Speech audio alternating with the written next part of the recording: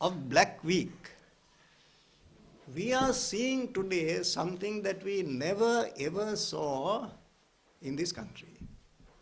We have been accustomed to elections at proper times, and those times have been defined by the Constitution and the law.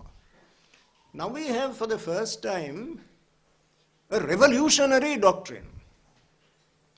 That is, elections are not an essential expense. We had a remarkable circular issued a couple of days ago. Money can be utilized only for essential expenses, and what is essential is defined. Elections are not included in that definition. Therefore, if an election is to be held, the resources for that election have to be specifically and explicitly approved by the Minister of Finance.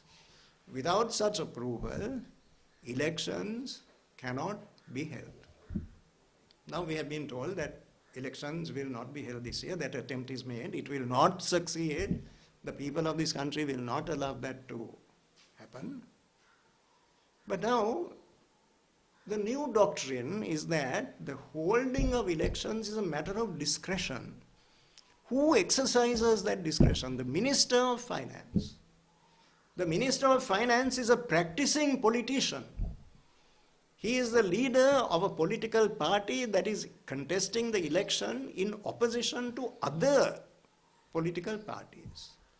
Now, at his sole discretion, a practicing politician will decide when, if at all, elections are going to be held. An objective professional survey which has been conducted in this country has come to the conclusion that the government's threshold of support as we speak now is no more than 10%. So 90% of the people want the government to go home. That is a reality which we are aware of. The government knows, the people knows. That is a reality. 10% support. That's all that the government has.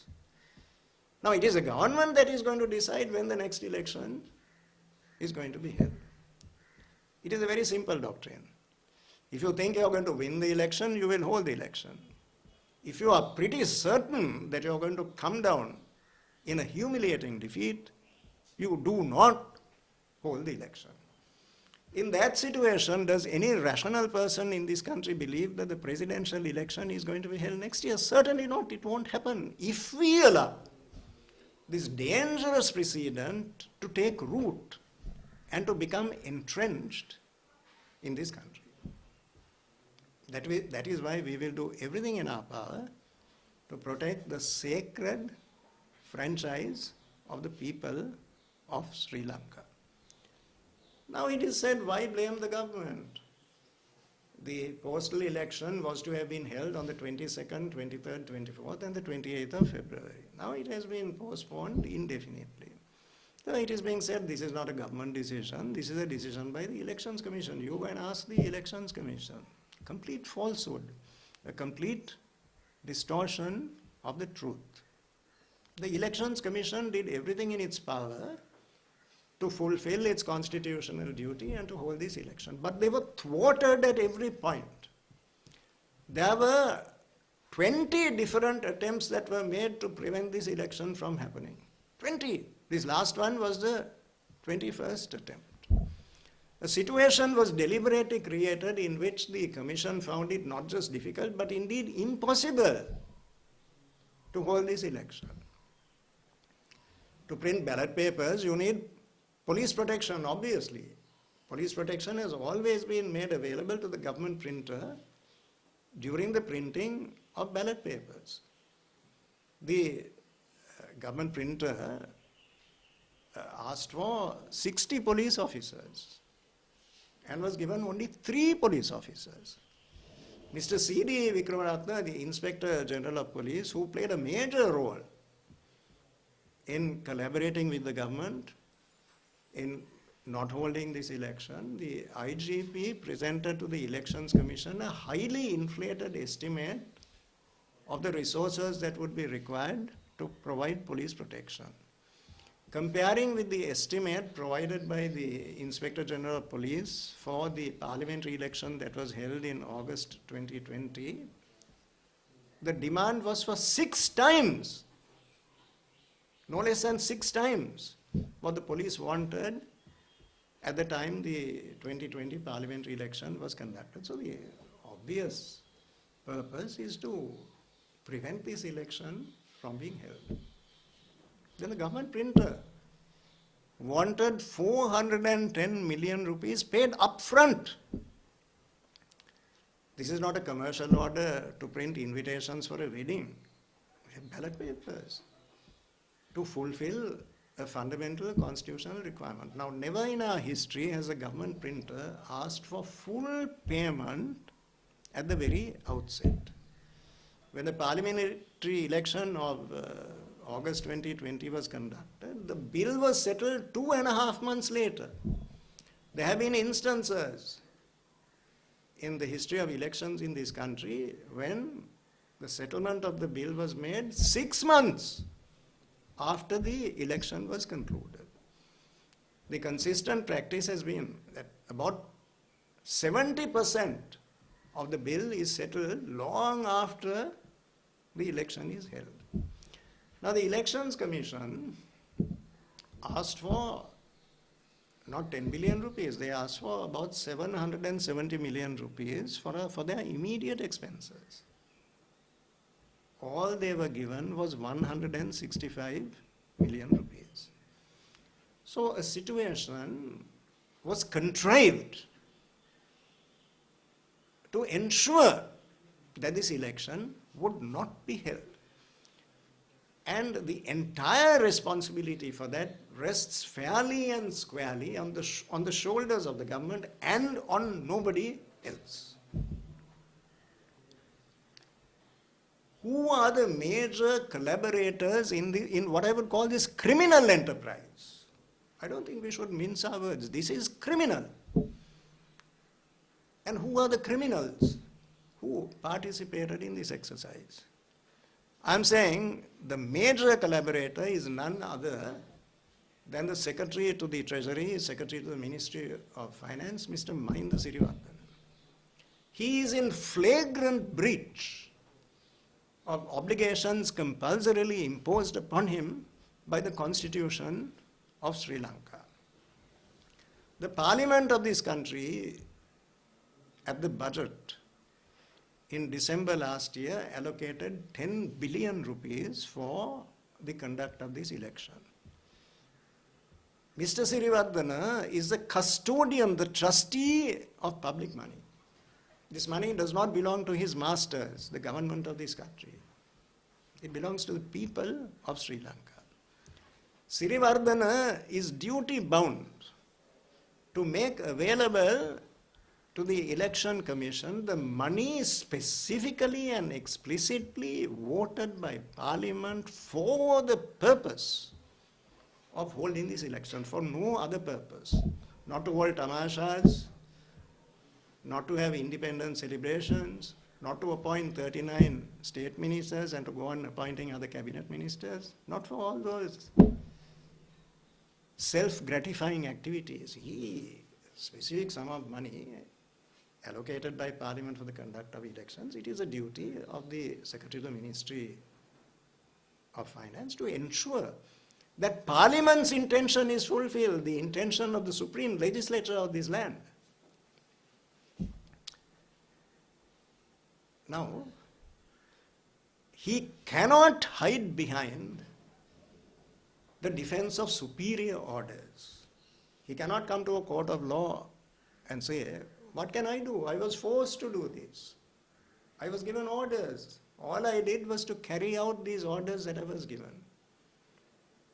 It is a futile defense, vacuous, lacking in content and validity.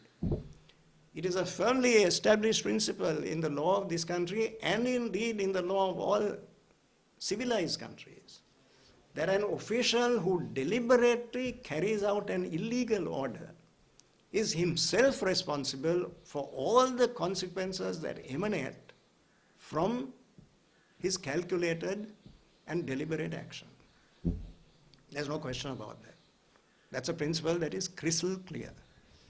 It is a principle that has been very emphatically endorsed and fortified by the unanimous judgment of 7 judges of the Supreme Court in the Easter Sunday case, the pivot of which is the concept of personal responsibility. Mahinda Sirivardhana is personally responsible for the part, the very major, the cardinal role that he played in depriving the people of our country of their cherished right of suffrage.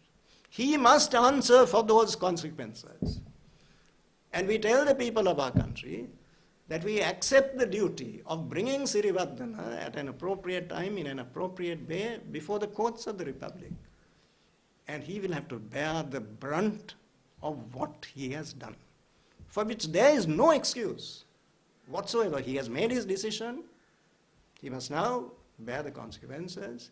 No justification whatsoever, either on the legal or the moral plane.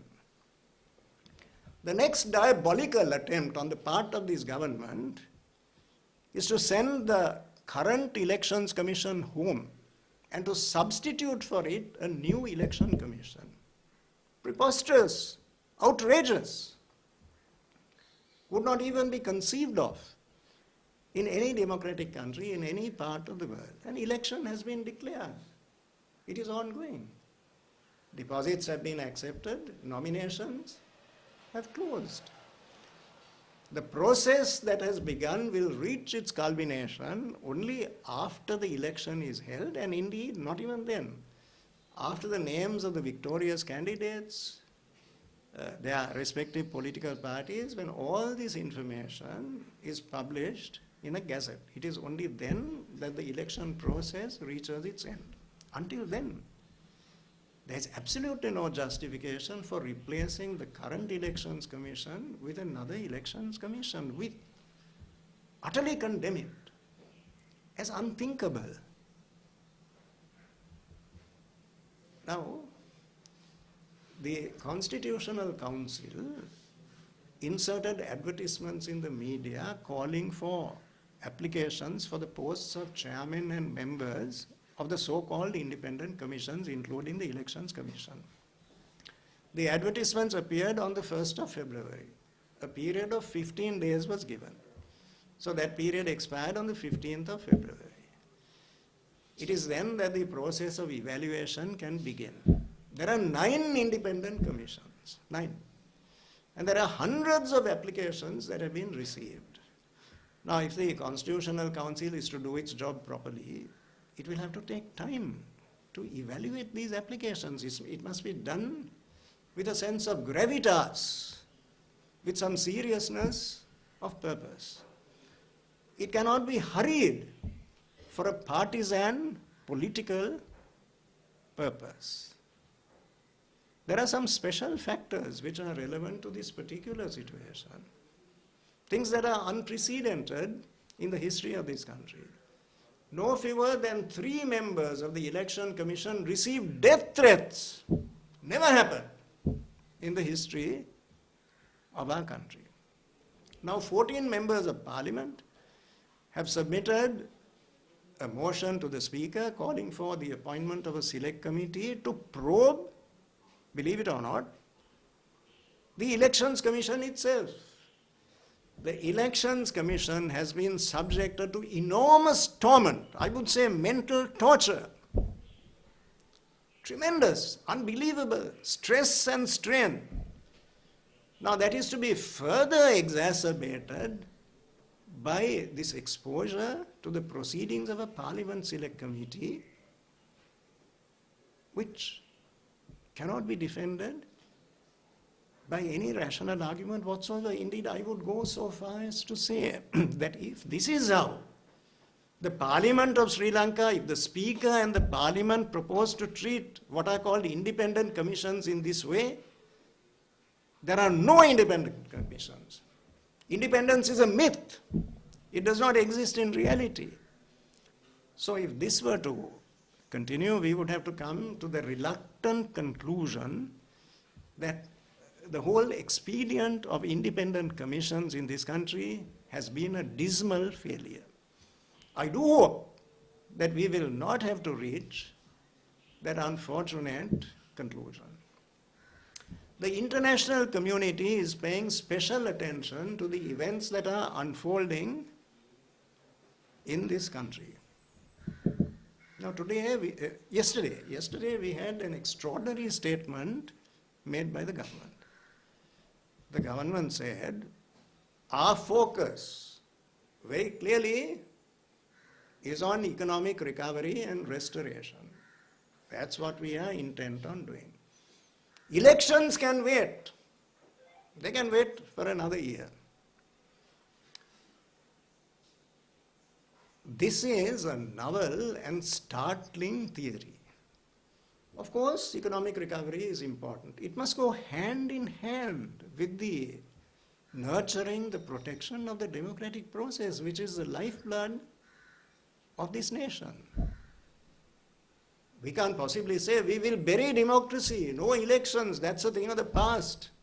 Something very trivial. We can forget about it. Let's concentrate all our energies on economic development, and we adopt a very cavalier, light-hearted attitude to democracy and to elections in this country. It is an argument which has only to be stated for its absurdity and indeed for its disastrous consequences to become immediately apparent. What is this economic restoration that we are talking of? We are paying lip service to this. It means nothing at all. Far from inviting new investment, what is actually happening on the ground? Mitsubishi Corporation, a very important Japanese company which has made a vital contribution to the economic development of this country through infrastructure, principally. What is happening after 6 long decades? Mitsubishi has decided to quit the shores of this island. Taisei Corporation has come to a similar decision. His Excellency, the German ambassador, has stated that large numbers of German companies are contemplating leaving this country. So far from receiving new investment, we are losing even the investment that we had for a long time in this country. There are a lot of talk of the International Monetary Fund, what it is going to do for us today, tomorrow, or next month, the following month.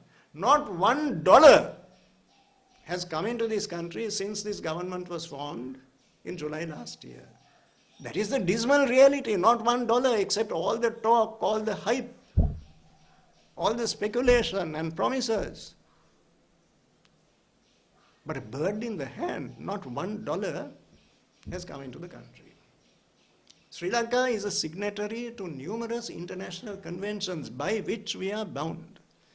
Principally the International Covenant on Civil and Political Rights, the pivot, the heart and soul of which is elections, the right of suffrage. Now we are saying, forget about elections, that's not important, it's not an essential expense. If that is the case, we are not entitled to the continuation of GSP+. What about negotiations with the International Monetary Fund? They have repeatedly said that a popular mandate is important. They are comfortable, they find congenial only negotiations with a government which is supported by a popular mandate because their resources are made available to the people of a country through the channel, through the conduit of a government. So in short, what we are seeing today is the inexorable march to a totalitarian state. Suppression of protest, indiscriminate use of the Prevention of Terrorism Act, disproportionate methods used to stifle legitimate dissent. Why are these Japanese companies, why are these German companies quitting this island? Because they have come to the conclusion that the environment that is prevailing today is not conducive to their commercial operations. That is the sad reality that we are confronted with today. Today, Monday, the 20th of February, is a red letter day in our country. It's a day of enormous significance. Today, the President of Sri Lanka, the Honorable Ranil Wickremesinghe, becomes legally empowered to dissolve Parliament. From today, any time at all, at his discretion, he can dissolve the present Parliament. We strongly believe that that is the course of action that he should embark upon. This Parliament was elected in August 2020. A lot of water has flowed under the bridge since then. Events of momentous significance without parallel at any time in the history of our country have taken place since the election of the present Parliament. A president with an overwhelming mandate has been driven not only out of office, but out of this country. He had to flee this country. It didn't stop there. The entire cabinet of ministers, headed by the Prime Minister, had to resign. They were forced to resign. Now, these are dramatic events, the like of which we have never seen in this country. It is therefore all too evident that the present Parliament does not any longer represent current public opinion. It is obsolete. It has passed its validity period. This is very apparent when you sit in Parliament listening to debates that take place there. You're all too conscious of the fact that there is a vivid contrast between the atmosphere of Parliament and the prevailing sentiment in the country at large. Now, yesterday we were told that the first priority is economic development, the second priority is economic development, the third priority is economic development. This is what we were told yesterday. Right. So to achieve economic development, not just in speeches and aspirations, but on the ground, to achieve it on the ground, the first requirement is legitimacy. The decisions that are made, the policies that are implemented with a view to furthering economic development must reflect the will of the people. That is the substance of legitimacy. That is the core of the mandate. It is the foundation of the social contract. So, in order to move forward at all and to find practical solutions to any of the burning issues that confront the country today, we must have a Parliament which is a mirror of public opinion. What we have today is a caricature of democracy. It is a government that has come into being because of a deal in Parliament with which the people of the country had nothing whatsoever to do. That situation has to be corrected as the first and essential condition for economic regeneration. It is therefore our firm conviction that the dissolution of this Parliament is absolutely necessary, and the people of our country have to be given the opportunity of electing a Parliament of their choice, a Parliament that would genuinely and spontaneously reflect the wishes, the vision, and the aspirations of the people of Sri Lanka.